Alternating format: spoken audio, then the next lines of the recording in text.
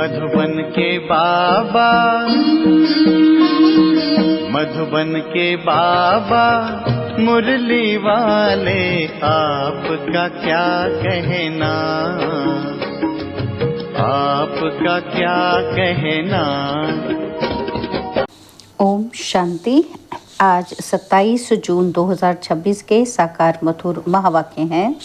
आज मीठे मीठे बाप दादा बोले, मीठे बच्चे, याद से आत्मा का किचड़ा निकालते जाओ। आत्मा जब बिल्कुल पावन बने तब घर चल सके। बाबा ने कहा, मीठे बच्चे, याद से आत्मा का किचड़ा निकालते जाओ। आत्मा जब बिल्कुल पावन बने तब घर चल सके। बाबा ने आज प्रश्न पूछा कि इस अंतिम जन्म में बाप के किस डायरेक्शन को पालन करने में ही बच्चों का कल्याण है। बाबा ने उत्तर में कहा, बाबा कहते, मीठे बच्चे, इस अंतिम जन्म में बाप से पूरा वर्षा ले लो। बुद्धि को बाहर में भटकाओ मत। विष को छोड़ अमृत पियो। इस अंतिम जन्म में ही तुम्हें 63 जन्मों की आदत मिटानी है। इसलिए रात दिन मेहनत कर देही अभिमानी बनो। ओम शांति।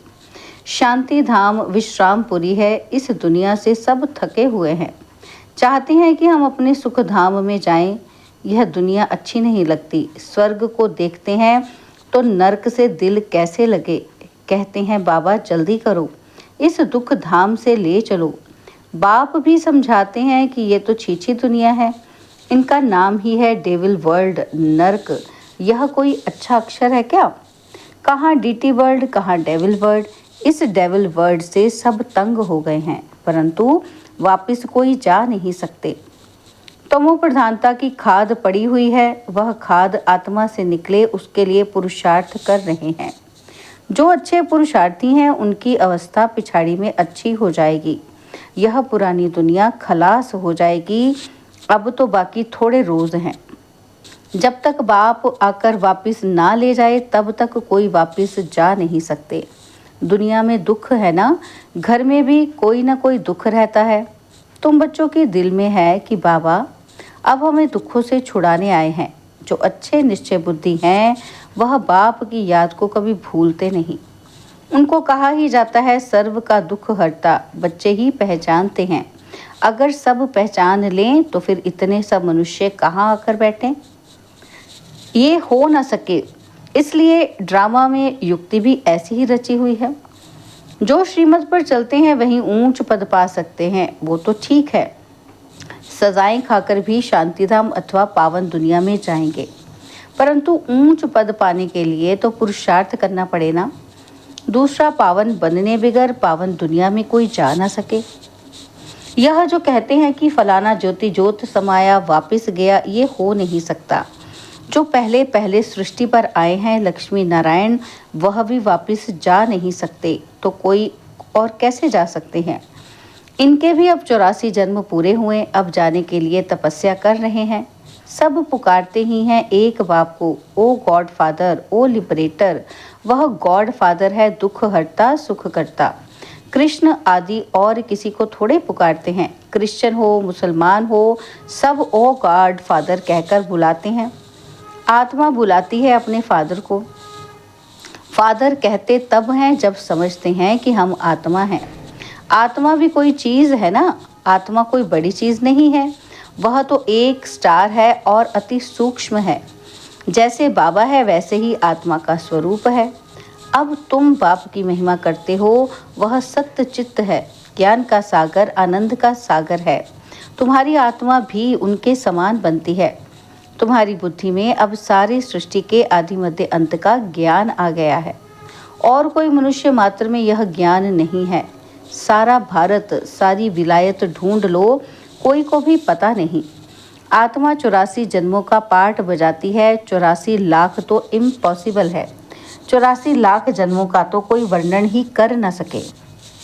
बाप कहते हैं, तुम अपने जन्मों को नहीं जानते हो। हम सुनाते हैं, वह सब सुनते हुए भी पत्थर बुद्धि समझते नहीं कि 84 लाख जन्म हो तो कोई सुना ही कैसे सकते। अभी तुम जानते हो कि हम ब्राह्मण हैं, हमने 84 जन्म लिए हैं। ब्रह्मा ने भी 84 जन्म लिए हैं और विष्णु ने भी 84 जन्म लिए हैं। ब्रह्मा सो विष्णु, विष्णु सो ब्रह्मा। लक्ष्मी नारायण ही 84 जन्म ले, फिर ब्रह्मा सरस्वती बनते हैं। यह भी समझने की बात है ना। बाप कहते हैं हर 5000 वर्ष बाद आकर समझाता हूँ। 5000 वर्ष का चक्र है। अभी तुमने वर्णों का राज भी समझा है, हमसों का अर्थ भी समझा है। हम आत्मा सो देवता बनते हैं, फिर हम सो क्षत्रिय, हम सो वैश्य शूद्र बनते हैं। इतने इतने जन्म लेते हैं, फिर हम सो ब्राह्मण बनते हैं। ब्राह्मणों का ये एक जन्म है, ये है ही तुम्हारा हीरे जैसा जन्म। बाप कहते हैं ये तुम्हारा उत्तम शरीर है, इससे तुम स्वर्ग का वर्षा पा सकते हो। इसलिए अब और कोई तरफ भटको मत, ज्ञान अमृत पियो। समझ में भी आता है कि बरोबर 84 जन्म लेते हैं। तुम पहले सतयुग में सतो प्रधान थे, फिर सतो बने, फिर चांदी की खाद पड़ी, एकदम पूरा हिसाब बताते हैं। अब गवर्नमेंट भी कहती है सोने में खाद मिलाओ, 14 कैरेट सोना पहनो। सोने में खाद डालना यह भारतवासी अपशगुन समझते हैं। शादी कराते हैं तो एकदम सच्चा सोना पहनते हैं। सोने पर भी भारतवासियों का बहुत प्यार है। क्यों? भारत की बात मत पूछो। सतयुग में तो सोने के महल थे, सोने की ईंटें थी। जैसे यहाँ ईंटों की ढेरी लगी रहती है, वहाँ सोने चांदी की ढेरी रहती है। माया मच्छंदर का खेल दिखाते हैं। उसने सोने की ईंटें देखी, सोचा ले जाता हूँ। नीचे उतरा तो देखा तो कुछ भी नहीं है। कुछ न कुछ बात लगती है। बच्चियाँ समझती हैं अभी हम फिर से स्वर्ग में जाते हैं। फिर अगर पति आदि तंग करते हैं तो बेचारी अंदर में रोती हैं कि कब हम सुखधाम में जाएंगे। बाबा अब जल्दी करो। बाप कहते हैं बच्चे जल्दी कैसे करूं? पहले तुम योग बल से अपना किचड़ा तो निकालो। योग की यात्रा पर रहो। बाप धीरज देते हैं, पुकारते भी हो कि हे पतित पावन आओ, और गाते भी हैं कि सर्व का सदगति दाता एक। यहाँ की ही बात है। अकासुर बकासुर ये सब बातें इस संगम समय की हैं। यह है ही आसुरी दुनिया। तो बाप समझाते हैं मैं कल्प कल्प संगम पर आता हूँ, जब सारा झाड़ जड़ जड़ी भूत अवस्था को पाता है। तुम जानते हो सतयुग में हर चीज सतो प्रधान होती है, और यहाँ इतने पंछी जानवर आदि हैं, ये सब इतने वहाँ नहीं होंगे।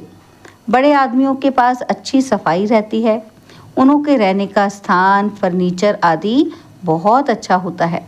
तुम भी इतने ऊंच देवताएं बनते हो, वहाँ ऐसी कोई छीछी चीज रह न सके। यहाँ तो मच्छर आदि अनेक प्रकार की बीमारियाँ, कितनी गंदगी रहती है। गाँवों में इतना गंद नहीं रहता, बड़े बड़े शहरों में बहुत गंदगी रहती है, क्योंकि बहुत मनुष्य हो गए हैं, रहने की जगह ही नहीं है। तुम सारे विश्व के मालिक बनते हो। मनुष्य गाते हैं घट ही में ब्रह्मा, घट ही में विष्णु, और घट में है 9 लाख तारे। ब्रह्मा सो विष्णु बन जाते हैं, विष्णु के साथ सितारे भी हैं। सतयुग में यह देवता बनते हैं तो इतने थोड़े ही होते हैं। झाड़ पहले छोटा होता है, फिर वृद्धि को पाता है। सतयुग में तो बहुत थोड़े होंगे, मीठी नदियों के ऊपर रहते होंगे, और यहाँ नदियों से बहुत कैनाल्स निकालते हैं।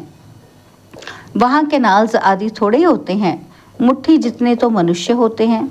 इतने के लिए गंगा यमुना तो है ही, उन नदियों के ही आसपास रहते हैं।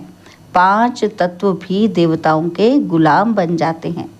कभी भी बेकायदे बरसात नहीं पड़ती, और कभी नदी उछल नहीं खाती। नाम ही है स्वर्ग, तो फिर क्या? अब कहते हैं स्वर्ग की आयु इतने लाख वर्ष है। अच्छा भला वहाँ कौन राज्य करते थे ये तो बताओ। कितने गपोड़े लगाते रहते हैं। तुम जानते हो कि हम कल्प पहले मुआफिक ये पाठ बजा रहे हैं। रुद्र ज्ञान यज्ञ में अनेक प्रकारों के असुरों के विघ्न पड़ेंगे। फिर मनुष्य समझते हैं असुर लोग ऊपर से गंध गोबर आदि डालते थे, परंतु नहीं। तुम देखते हो कि कितने विघ्न पड़ते हैं। अबलाओं पर अत्याचार होते हैं तो पाप का घड़ा भरेगा। बाप कहते हैं थोड़ा सहन करना पड़ेगा। तुम अपने बाप और वर्षे को याद करते रहो। मार खाने समय भी बुद्धि में याद करो शिव बाबा, तुमको तो बुद्धि में ज्ञान है। कि किसको फांसी पर चढ़ाते हैं, तो पादरी लोग कहते हैं गॉड फादर को याद करो। ऐसे नहीं कहेंगे कि क्राइस्ट को याद करो, इशारा गॉड के लिए करते हैं। वह इतना लवली है, सब उनको पुकारते हैं, आत्मा ही पुकारती है। अब देही अभिमानी बनने में ही मेहनत है। 63 जन्म तुम देह अभिमान में रहे हो, अभी इस एक जन्म में वह आधा कल्प की आदत मिटानी है। तुम जानते हो कि देही अभिमानी बनने से हम स्वर्ग के मालिक बन जाएंगे। कितनी ऊंच प्राप्ति है, तो रात दिन इसी कोशिश में रहना पड़े। मनुष्य धंधे आदि के लिए भी मेहनत करते हैं। आमदनी में मनुष्य को कभी झुटका या उबासी नहीं आएगी, क्योंकि आमदनी है, पैसे की खुशी रहती है, थकने की तो बात ही नहीं रहती। बाबा भी अनुभवी है ना, रात को स्टीमर्स आते थे तो आकर माल खरीद करते थे। जब तक ग्राहक की जेब खाली ना करे तब तक उनको छोड़े ही नहीं। बाबा ने रथ भी पूरा अनुभवी लिया है, इसने सब अनुभव किया है। गावड़े का छोरा भी था, 10 आने मन अनाज बेचता था। अभी तो देखो विश्व का मालिक बनते हैं। एकदम गावड़े का था और फिर चढ़ गया तो एकदम जवाहरात के धंधे में लग गया। बस जवाहरात की बात, यह फिर है सच्चे जवाहरात, यह होता है रॉयल व्यापार। बाबा बहुत अनुभवी है। बाबा वाइसराय आदि के घर में ऐसे जाते थे जैसे अपना घर। इनको फिर कहा जाता है अविनाशी ज्ञान रत्न। जितना यह बुद्धि में धारण करेंगे, इससे तुम पद्मपति बनेंगे। शिव बाबा को कहा जाता है सौदागर, रत्नाकर। उनकी महिमा भी गाते हैं, फिर कह देते सर्वव्यापी। महिमा के साथ फिर इतनी ग्लानि, कैसी हालत हो गई है भक्ति मार्ग की। बाप कहते हैं जब भक्ति पूरी होती है तब भक्तों का रक्षक बाप आते हैं। बहुत भक्ति कौन करते हैं यह भी सिद्ध हो जाता है। सबसे जास्ती भक्ति तुम करते हो, वही यहाँ आकर पहले पहले ब्राह्मण बनते हैं और बाप से वर्षा लेते हैं और फिर से पूज्य बनने का। रावण ने पुजारी बनाया है, बाप पूज्य बनाते हैं। यह है भगवानुवाच। भगवान एक है, 2-3 भगवान होते नहीं। गीता भगवान की गाई हुई है, शिव भगवानुवाच के बदले श्री कृष्ण का नाम डाल दिया है, तो कितना फर्क हो गया। ड्रामा अनुसार फिर भी गीता का नाम ऐसे बदलना ही है। फिर बुलाते हैं कि हे पतित पावन आओ। बाप पावन बनाते हैं, रावण पतित बनाते हैं। तो समझने की कितनी बुद्धि चाहिए। श्रीमत श्रेष्ठ ते श्रेष्ठ मत है ही एक बाप की। यह लक्ष्मी नारायण स्वर्ग के मालिक बाप की मत से ही बने हैं। अच्छा, मीठे मीठे सिकिलदे बच्चों प्रति माता पिता बाप दादा का याद प्यार और गुड मॉर्निंग। रूहानी बाप की रूहानी बच्चों को नमस्ते। हम रूहानी बच्चों की रूहानी बाप दादाजी को दिलवा जान सिकवा प्रेम से नमस्ते। ओम शांति। प्यारे बाबा, मीठे बाबा, मेरे बाबा, शुक्रिया बाबा, शुक्रिया बाबा, शुक्रिया। धारणा के लिए मुख्य सार है। पहला पॉइंट है, इस एक जन्म में 63 जन्मों के पुराने देह अभिमान की आदत मिटाने की मेहनत करनी है। देही अभिमानी बन स्वर्ग का मालिक बनना है। और सेकंड पॉइंट है, इस हीरे तुल्य उत्तम जन्म में इस बुद्धि को भटकाना नहीं है, सतो प्रधान बनना है। अत्याचारों को सहन कर बाप से पूरा वर्षा लेना है। बाबा ने आज हमें वरदान दिया, साकार बाप समान अपने हर कर्म को यादगार बनाने वाले आधार मूर्त और उद्धार मूर्त भव। साकार बाप समान अपने हर कर्म को यादगार बनाने वाले आधार मूर्त और उद्धार मूर्त भव। जैसे साकार बाप ने अपना हर कर्म यादगार बनाया, ऐसे आप सभी का हर कर्म यादगार तब बनेगा जब स्वयं को आधार मूर्त और उद्धार मूर्त समझकर चलेंगे। जो अपने को विश्व परिवर्तन के आधार मूर्त समझते हैं, उनका हर कर्म ऊंचा होता है और वृत्ति दृष्टि में जब सर्व के कल्याण की भावना रहती है तो हर कर्म श्रेष्ठ हो जाता है। ऐसे श्रेष्ठ कर्म ही यादगार बनते हैं। स्लोगन है, सत्यता की शक्ति को धारण करने के लिए सहनशील बनो।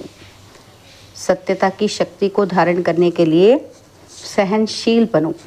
बाबा के व्यक्त इशारे हैं, सदा हर्षित रहने के लिए अपनी नेचर को सरल बनाओ, सहनशील बनो। बाबा कहते इस सहज योगी जीवन में अगर मुश्किलातों का अनुभव होता है तो सहज राज्य कैसे करेंगे? यहाँ के संस्कार ही वहाँ ले जाएंगे। देखो, आपके यादगार जो देवताओं के चित्र बनाते हैं उनकी सूरत में सरलता ज़रूर दिखाते हैं। तो जो जितना सहज पुरुषार्थी होगा वह मनसा में भी सरल, वाचा में भी सरल और कर्म में भी सरल होगा। उसको ही फरिश्ता कहते हैं। अच्छा, ओम शांति।